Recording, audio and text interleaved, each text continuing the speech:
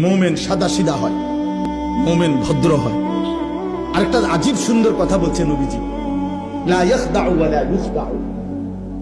মুমিন ধোঁকা দেয় না কাউকে। আবার বলছে নবী, ওয়ালা ইউখদাউ, মুমিন কারো দ্বারা ধোঁকাও খায় না। বুঝেন না? ইমানদার কাউকে কি দেয় না? ধোঁকাও দেয় না।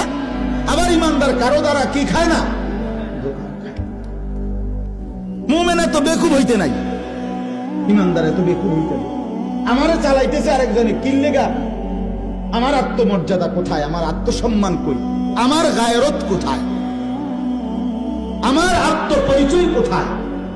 আমি একবার ক্রিকেট খেলোয়াড়ের মতো, একবার ফুটবল খেলোয়াড়ের মতো, একবার সিনেমার নর্তকীর মতো, একবার নাটকের অভিনেতার মতো, একবার ইউরোপের কোন খেলোয়াড়, কাফের মুশরিক বেঈমান তাদের মতো আমি আমাকে বারবার সাজানো, ঘুরাই ফিরাই, এক একবার এক এক রং এক এক ঢং ধরি। এই ছলনাময়ী এক এক সময় এক এক রং ধরে, এ তো মুমিনের সিফাত হইতে পারে না।